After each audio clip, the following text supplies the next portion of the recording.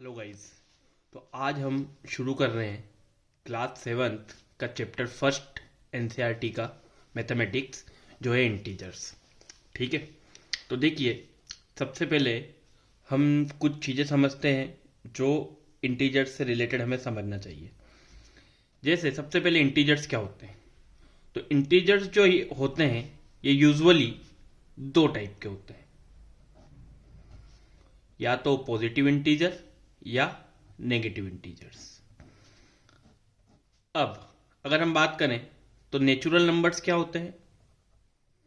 तो जो counting numbers होते हैं, इट मीन्स वन से हम काउंटिंग शुरू करते हैं, 1 2 3 4 and we will go up to infinity. तो ये होते हैं नेचुरल नंबर्स। होल नंबर्स क्या होते हैं। अगर मैं नेचुरल नंबर्स में जीरो को और जोड़ दूं, इट मीन्स काउंटिंग नंबर्स में अगर जीरो को और ऐड कर दूं, तो ये जो सारे नंबर्स होते हैं इनफाइनाइट, ये होल नंबर्स कहलाते हैं। अब यूजुअली हम जो लिखते हैं 1 2 3 4, तो इन्हें हम पॉजिटिव कंसीडर करते हैं। ठीक है, आगे कोई साइन मेंशन नहीं होता, बट वो जो साइन अपसेंट रहता है वो हाइपोथेटिकली प्रेजेंट है, वो प्लस का होगा। और कभी कभी हम इस तरीके से लिखते हैं -1 -2 -3 -4, ये होते हैं नेगेटिव इंटीजर्स। ठीक है, तो किसी भी नंबर के आगे जो साइन लगा होता है, अगर कोई साइन नहीं है इट मीन्स वो पॉजिटिव इंटीजर्स में आएगा, और अगर नेगेटिव का साइन है तो वो नेगेटिव इंटीजर्स में आएगा। आई होप आपको ये चीज क्लियर हो गई होगी। अब देखिए, इंटीजर्स में एक प्रॉपर्टीज होती है कुछ, जिसमें पहली प्रॉपर्टी आप बोलेंगे कम्यूटेटिव प्रॉपर्टी। पहली प्रॉपर्टी आप बोलेंगे कम्यूटेटिव प्रॉपर्टी। कम्यूटेटिव प्रॉपर्टी क्या होती है, देखिए इसके अंदर अगर कोई दो नंबर, कोई भी दो नंबर है, एक को आपने ए मान लिया, दूसरे को आपने बी मान लिया, इंटीजर्स को, तो अगर आप ए प्लस बी करेंगे तो हमेशा बी प्लस ए के बराबर होगा, एडिशन। इट मीन्स अगर दो इंटीजर्स हैं तो उनका जो एडिशन होगा वो हमेशा इस तरीके से होगा, बराबर। तो आप कंसीडर कर ले आपके पास दो इंटीजर्स है 1 और 2, तो 1 + 2 इज इक्वल टू 2 + 1 होगा। इट मीन्स ये भी 3 होगा और ये भी 3 होगा। अगर आप कोई नेगेटिव नंबर कंसीडर कर ले कि ए को आप -2 मान ले और बी को 1 मान ले, देन -2 + 1 इक्वल टू 1 प्लस -2, इस तरीके से लिखेंगे a + b equal to b + a। तो बड़ा नंबर 2 है जो कि माइनस का है, इट मीन्स 2 में से 1 जाएगा तो -1 बच जाएगा। देन यहां पर प्लस इंटू माइनस, माइनस हो जाएगा, यहां आ जाएगा -2। अगेन बड़ा नंबर 2 है जो कि बड़ा है, और साइन किसका है, माइनस का, तो आंसर विल बी -1। तो इस तरीके से हम जान सकते हैं कि जो इंटीजर्स होते हैं उनका जो आप कह सकते हैं it is closure under addition. ठीक है, तो यहां पे एडिशन जो होता है उस पर आप ये रूल अप्लाई करते हैं, ये रूल सब्ट्रैक्शन पे अप्लाई नहीं होता है। तो ये होती है कम्यूटेटिव प्रॉपर्टी। ठीक है, सेकंड होती है आपकी एसोसिएटिव प्रॉपर्टी। सेकंड होती है आपकी एसोसिएटिव प्रॉपर्टी कि कोई भी अगर तीन इंटीजर्स हैं, कोई भी अगर तीन इंटीजर्स हैं तो इस तरीके से कि a + b + c is equal to bracket में a + b + c होगा। ठीक, अब आप तीन इंटीजर ले लीजिए 1 2 3, या फिर एक नेगेटिव ले लेते हैं 1 2 और -3। अब देखिए, अगर मैं लिखूं a की जगह 1, b की जगह में लिखता हूं 2, c की जगह में लिखता हूं प्लस और ब्रैकेट में -3 is equal to a + b 1 + 2, और c की जगह लिखूंगा मैं -3। तो सबसे पहले बोर्ड मास रूल होता है, ब्रैकेट सोल्व होगा, plus into minus minus, it will be 2 - 3, 1 + 2 3, plus into minus -3, यहां पर भी 1 + 2 - 3, 3 - 3 इट विल बी 0, 2 प्लस का है 1 प्लस का है, 2 + 1 3, 3 - 3 will be equal to 0 equal to 0, LHS equal to RHS। तो ये होती है आपकी कौन सी प्रॉपर्टी, एसोसिएटिव प्रॉपर्टी। ठीक है, अब एक चीज जो बोली जाती है वो होती है एडिटिव आइडेंटिटी। क्या बोलेंगे? Additive identity. इसका मतलब क्या होता है कि कभी भी अगर हम किसी इंटीजर में 0 को ऐड करेंगे तो हमेशा हमें आंसर में वही इंटीजर मिल जाएगा या वही होल नंबर मिल जाएगा। 0 को अगर हम किसी में भी ऐड करेंगे तो we will get the same number. So we can say that when we will add 0 to any whole number we get the same whole number. It means आप क्या कह सकते हैं कि 0 जो होता है ये it is an additive identity for the whole numbers. 0 is an additive identity for the whole numbers. 0 को एडिटिव आइडेंटिटी बोला जाता है होल नंबर्स के लिए। तो यह था हमारा कुछ basic introduction related to integers. चलिए अब शुरू करते हैं। सबसे पहले एक्सरसाइज 1.1।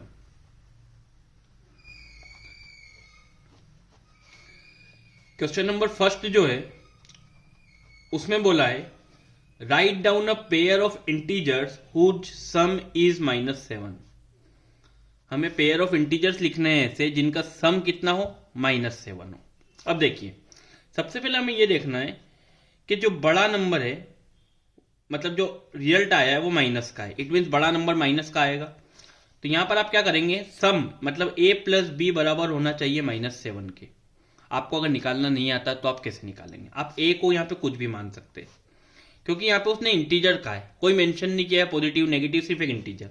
मैं a को अगर 1 रखूं तो मुझे b की वैल्यू निकालनी है। यहां पे आएगा -7 प्लस का 1 इधर जाके काय का हो जाएगा माइनस का। जब भी कोई भी नंबर इक्वल टू की एक साइड से दूसरी साइड जाता है तो उसका साइन चेंज हो जाता है। अगर प्लस का है तो इधर जाके माइनस का हो जाएगा, अगर माइनस का है तो इधर जाके प्लस का हो जाएगा, अगर मल्टीप्लाई का है तो इधर डिवीजन में जाएगा, और अगर डिवीजन का है तो इधर मल्टीप्लाई में जाएगा। तो ये 1 प्लस का इधर जाके माइनस का हो जाएगा। तो -7 एंड -1 दोनों नंबर क्योंकि माइनस के हैं तो ये आपस में जुड़ जाएंगे एंड 7 एंड 1 8। तो आपका एक इंटीजर हो गया 1, एक हो गया माइनस का 8। अगर आप इन दोनों को ऐड करेंगे, इनका सम करेंगे तो वो सम हमेशा कितना आएगा -7 आएगा। तो इस प्रकार से आप कोई भी वैल्यू पुट करके एक दूसरे की वैल्यू इसमें निकाल सकते हैं। ठीक। Second question be write down a pair of integers whose difference is -10। मतलब दो ऐसे इंटीजर के पेयर को हमें लिखना है जो डिफरेंस हो उनका वो -10 हो। अगेन मैं ऐसे लिख सकता हूं कि difference means a minus b जो होगा वो -10 के बराबर होगा। अब अगर मैं a को मान लू 2 तो 2 माइनस बी इक्वल टू कितना होना चाहिए -10। अब देखिए माइनस का b, ये पहले प्लस का 2 है, ये इधर जाके किसका हो जाएगा माइनस का। तो -10 एंड -2 दोनों का साइन माइनस का, ये आपस में जुड़ जाएंगे, इट विल बी -12। और इधर लिखा है -b। अब मुझे ये माइनस के साइन से ये माइनस का साइन क्या हो जाएगा कैंसल हो जाएगा। तो b की वैल्यू कितनी आ जाएगी 12। तो यहां पे आपका जो पेयर बनेगा वो बनेगा 2 एंड 12 कि अगर आप 2 में से 12 को माइनस करेंगे तो डिफरेंस विल बी -10। तो इस तरीके से आपको pair of integers find out करने हैं जब आपको ऐसा क्वेश्चन हो जिसमें यह मेंशन ना हो कि पॉजिटिव होगा या नेगेटिव होगा, नेगेटिव होगा या पॉजिटिव होगा। अगले सवाल में ऐसा आएगा। ठीक है। सी यहां बोला है write down a pair of integers whose sum is 0। Whose sum is 0। दो ऐसे नंबर लिखने हैं, दो ऐसे इंटीजर्स लिखने हैं जिनका सम करने पर 0 आए। It means a plus b equal to क्या होना चाहिए 0। अब अगर मैं a को मान लेता हूं 5 plus b equal to 0, plus का 5 है इधर जाके काय का हो जाएगा माइनस का 0 - 5। अब 0 की तो कोई ऐसी वैलिडिटी है नहीं कि 0 में कुछ भी जुड़ेगा तो वही चीज आ जाएगी। तो b की वैल्यू क्या आ जाएगी -5। तो हमारे पास क्या क्या हो गया, a को हमने माना था 5 और b को हमने माना -5 जो आया। तो हमेशा इतना हमको भी पता है कि अगर सेम नंबर में से सेम नंबर को सब्ट्रैक्ट किया जाता है तो उसका आंसर हमेशा कितना आएगा, 0। तो इसलिए कभी भी आप कोई भी नंबर कंसीडर करेंगे तो अपने आप दूसरा नंबर उसका नेगेटिव हो जाएगा जिन दोनों का सम 0 के बराबर होगा। ठीक है, तो ये था आपका क्वेश्चन नंबर फर्स्ट। तो ये एक बेसिक क्वेश्चन था जो आपकी अंडरस्टैंडिंग को क्लियर करने के लिए था। अब हम आते हैं क्वेश्चन नंबर 2 पे। This is kind of tricky, है ना। देखिए यहां क्या लिखा है, यहां लिखा है right a pair of negative integers, right a pair of negative integers whose sum is -5, whose difference gives 8, whose difference gives 8। ठीक, अब देखिए यहां पे मुझे दो नेगेटिव इंटीजर्स ऐसे लिखने हैं जिनका डिफरेंस किसके बराबर आए, 8 के बराबर आए। अब मैं क्या करूं, वापस से आप देखिए, आप कोई भी a और b आपके दो नंबर है, उसने बोला ये है कि दोनों का difference it means a minus b 8 के बराबर आना चाहिए। a की वैल्यू को मैं पहले कुछ भी एक कंसीडर करके देखता हूं कि क्या वो वाली ट्रिक यहां पे काम आ रही है जो मैंने अभी अप्लाई की थी। तो मैं यहां पे a को मान लेता हूं -2 माइनस b की वैल्यू मुझे निकालनी है, इज इक्वल टू 8। -2 इधर जाके काय का हो जाएगा, प्लस का। इट मीन्स 8 + 2, 8 + 2 कितना हो है 10। ये माइनस का साइन है, ये कहां चला जाएगा, यहां चला जाएगा। तो b की वैल्यू कितनी आ जाएगी, -10। तो मेरे पास दो इंटीजर जिनका डिफरेंस 8 आएगा वो हो जाएंगे -2 और -10। ठीक है, अब ऐसे आप कहीं लिख सकते हैं। अगर आप यहाँ -1 लिख दें तो यहाँ पे आपके पास जो आ जाएगा वो आ जाएगा -9। ठीक है, तो इस तरीके से कहीं है। अगर आप यहाँ -3 लिख दें तो यहाँ आ जाएगा आपके पास -11। तो इस चीज को आप कहीं लिख सकते, तो ये पेयर्स इस तरीके से बनेंगे। क्लियर, ठीक है। चलिए सेकंड बी वाला, इसमें बोला है राइट अ नेगेटिव इंटीजर, एक नेगेटिव इंटीजर होना चाहिए, and a positive integer. Right a negative integer and a positive integer whose sum is -5। तो एक नेगेटिव इंटीजर होना चाहिए, एक पॉजिटिव इंटीजर होना चाहिए जिनका सम कितना होना चाहिए, -5। ठीक, अब देखिए एक नेगेटिव एक पॉजिटिव अगर मैं करूं तो वही दो इंटीजर मुझे कंसीडर करने, a और b। बोला है कि a + b किसके बराबर होना चाहिए, -5 के बराबर होना चाहिए। मैं पहले a को एक पॉजिटिव इंटीजर से सबसे छोटा वो मान लेता हूं जो कि 1 है। अगर मैं लिखूं कि 1 + b -5 के बराबर है, प्लस का 1 इधर जाके काय का हो जाएगा, माइनस का। -5 और -1 साइन सेम है, दोनों आपस में ऐड हो जाएंगे, 5 और 1 6। तो मेरे को दो ऐसे इंटीजर मिल गए, a को मैंने 1 माना था जो पॉजिटिव था, b मेरा आ गया -6 जो नेगेटिव हो गया। तो द आंसर विल बी 1, -6। तो एक पॉजिटिव इंटीजर एक नेगेटिव इंटीजर और इन दोनों का जो सम है वो आपका किसके बराबर आएगा, -5 के बराबर आएगा। आप यहाँ पे वैल्यू पुट करके और भी अगर कोई दूसरा ऐसा पेयर हो तो उसको फाइंड आउट कर सकते हैं। अब देखिए, अब हम आते हैं सी वाले पे। It's a kind of a tricky one. ठीक है, ये थोड़ा सा ट्रिकी टाइप से है एक क्लास 7th के बच्चे के लिए, क्योंकि इसके अंदर देखिए इसमें बोला है write down a negative integer and a positive integer whose difference is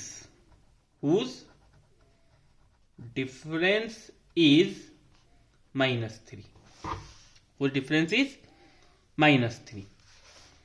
it means a minus b equal to -3.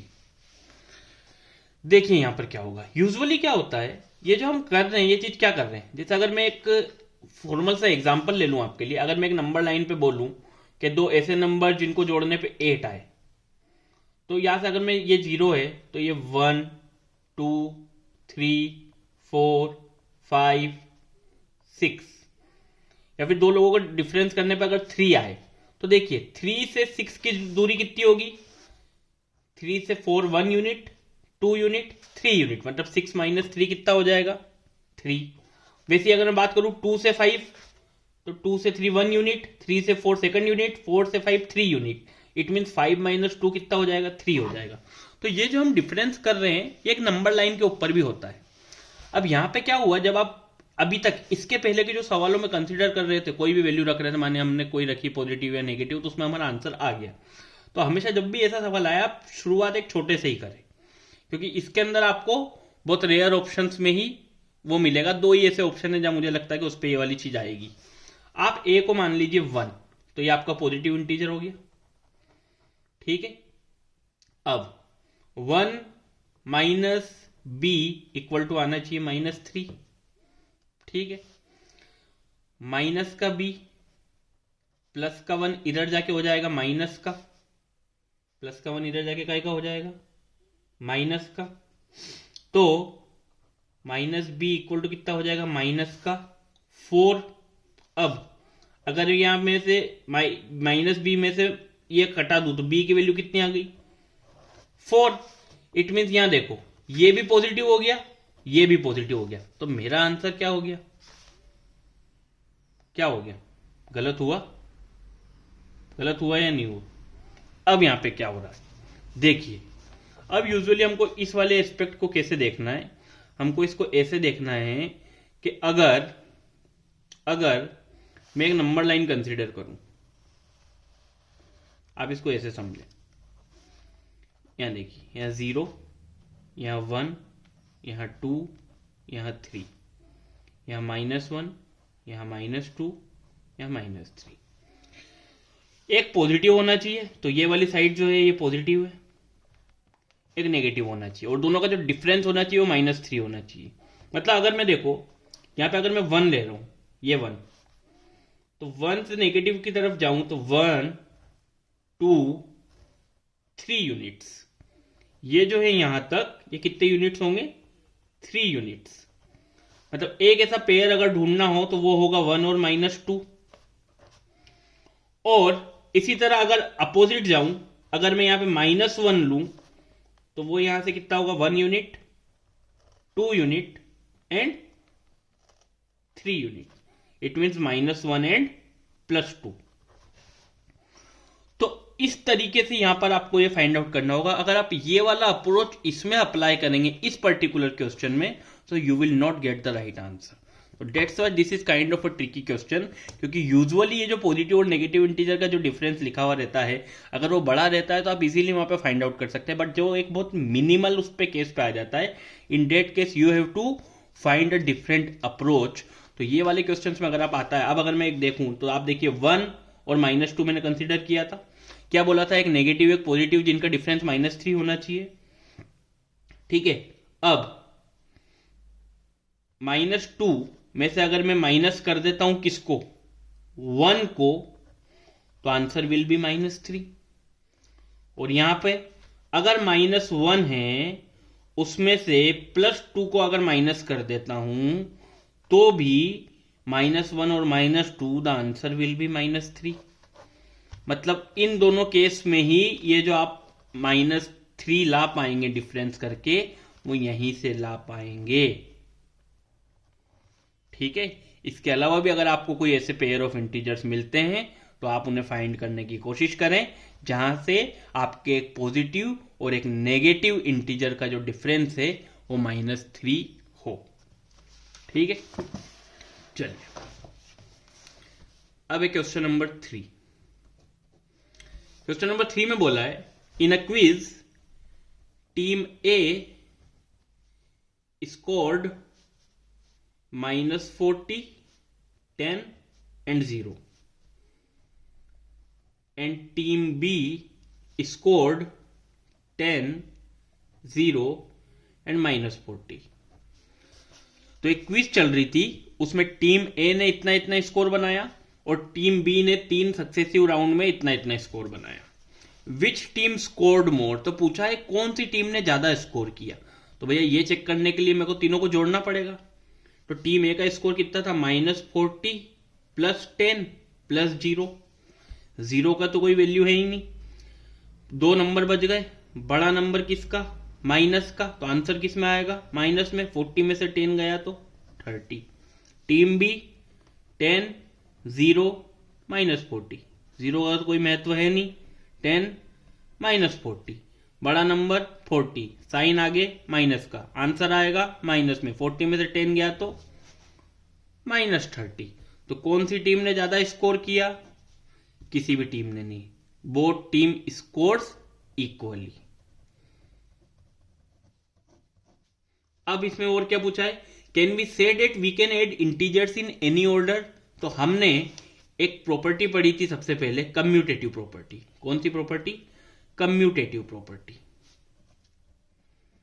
उसमें हमने पढ़ा था कि जो इंटीजर्स होते हैं वो क्लोजर अंडर एडिशन, मतलब उन्हें किसी भी तरीके से जोड़ लें, a + b + c भी वही आंसर देगा जो b + c + a देगा, या जो c + a + b देगा, या जो c + b + a देगा।